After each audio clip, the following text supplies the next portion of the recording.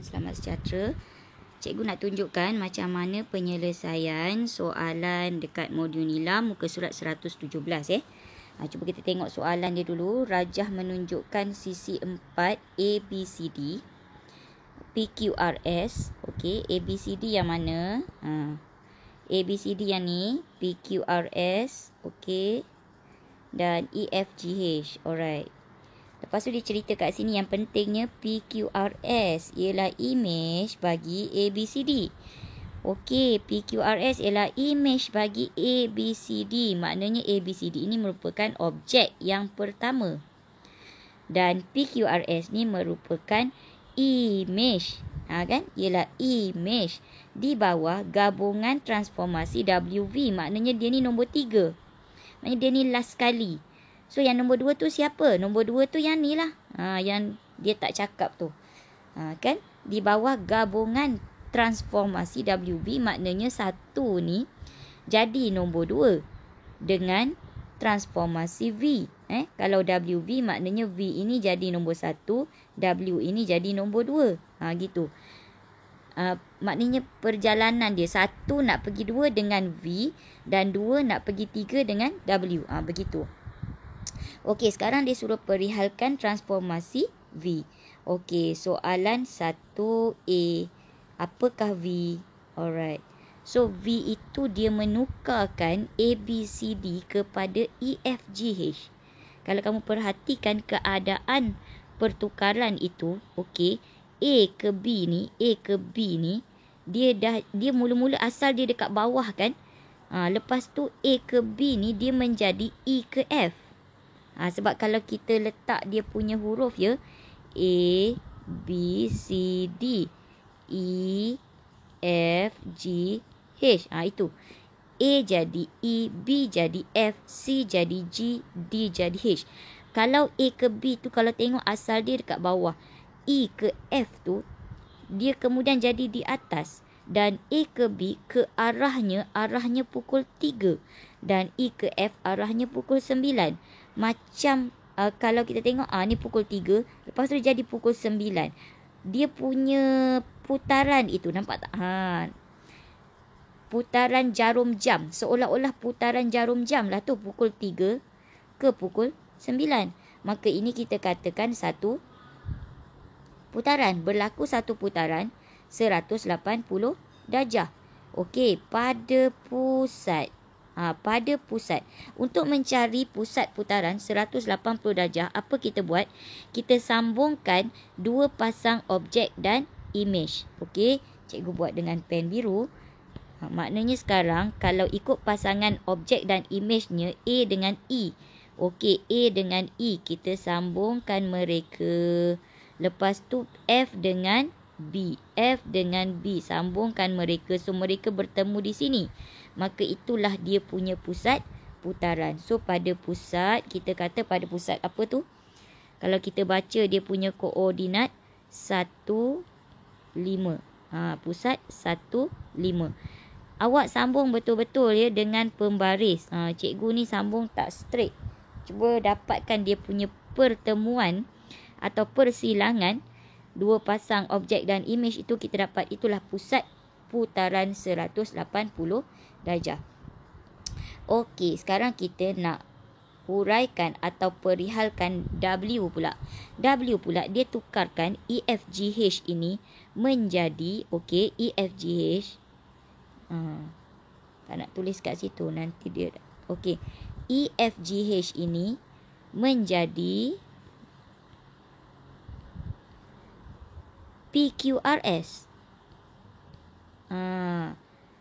So, kalau kita perhatikan, okey, atas dia dah sama atas, bawah sama bawah. Tapi, apa perbezaan yang awak perhatikan di sini? Dia berbeza saiz kan?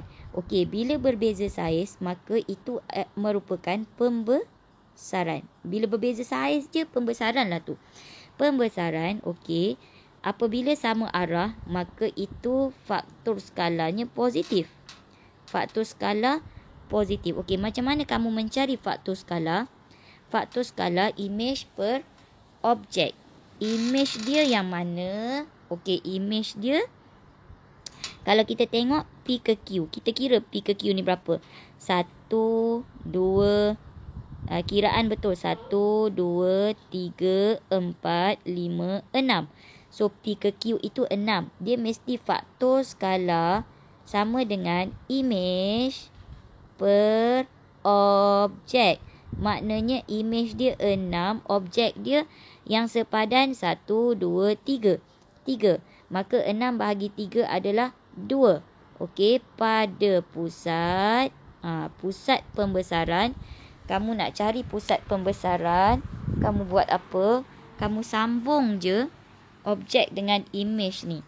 Nanti kamu ambil pembaris, kamu sambung P dengan pasangan dia E. Okey, sambung P dengan E ni, sambung. Dan ambil lagi satu pasang. Sama ada H dengan S ke, ataupun jauh lagi R dengan G. So, R dengan G, sambung R dengan G ni, sambung dia garis lurus. Dan pertemuan mereka itulah merupakan pusat pembesaran. Okey, awak sambung elok-elok, awak akan dapat pusat dia pada 1, -4, tak silap cikgu. Awak kena sambung petak tu pun kena buat jugalah petak, sebab dia di luar petak di luar kawasan. Okey, lepas tu soalan C. Tadi soalan A, okey, V, soalan B, W, lepas tu soalan C. Seterusnya dia kata perihalkan satu transformasi tunggal. Okey, transformasi tunggal yang setara dengan gabungan WV. Maknanya ABCD, okey, direct jadi PQRS dengan satu transformasi. Apakah itu? Yang setara dengan yang 1 pergi 2, 2 pergi 3 tadi. Apakah dia transformasi tunggal itu? So, kalau kita tengok keadaan 1 dengan 3, ABCD dengan PQRS tu membesar, betul? So, transformasi tunggal itu kita kata pembesaran sebab dia membesar atau dia berbeza saiz. Berbeza saiz mesti pembesaran. Tapi sekarang kalau kamu perhatikan, dia terbalik. Yang DC ni dia jadi RS. Atas jadi bawah. Yang bawah AB jadi ke atas PQ. Okey, so kalau terbalik macam tu, faktor skalanya. Faktor skalanya akan negatif. Negatif berapa? Kiraan dia sama macam tadi. Image per objek. So, negatif 2. Okey, pada pusat. Nak cari pusat pembesaran sama macam pusat 180 darjah putaran tadi. Putaran 180 darjah sama mencari pusat pembesaran. So, apa awak buat? S ni, S dengan siapa? P dengan siapa? P dengan A. So, P dengan A sambung. Lepas tu S dengan siapa? S dengan D. ABCD terus pergi PQRS kan? ABCD terus pergi PQRS. So, S dengan D. So, S dengan D sambung. Sambung betul-betul dengan pembaris. So, di manakah pertemuannya itu? Itulah merupakan pusat pembesaran. Awak sambung betul-betul. Cikgu tak ada pembaris. Okey. Lepas tu, seterusnya soalan 2 pada pusat ini awak baca ya. Baca koordinat dia betul-betul. Koordinat mesti kita baca X dulu baru Y. Tak silap cikgu dia akan bertemu di 18 ni kot. Awak buat betul-betul ya. 18 kot dapatnya. Okey. Lepas tu kita teruskan soalan 2. Soalan 2 dia kata diberi luas EFGH ialah 14 cm persegi. Apabila soalan luas dalam topik transformasi ini, kamu kena perhatikan yang diberi itu objek ke image. EFGH. Okey, EFGH. Hitung luas PQRS. Okey, sekarang ni antara EFGH dengan PQRS, mereka ini siapa image, siapa objek. Sekarang kita tengok EFGH. EFGH itu objek sebabkan dia membesar menjadi PQRS. PQRS itu image. So, yang diberi di sini adalah luas objek 14. LO sama dengan 14. Dan dia suruh kita mencari Li. Apakah dia? So, kita terus menggunakan formula luas imej sama dengan K kuasa 2 darab luas objek. So, K itu siapa? K itu 2. 2 kuasa 2 darab LO 14. So, 2 kuasa 2 ialah 4 darab 14.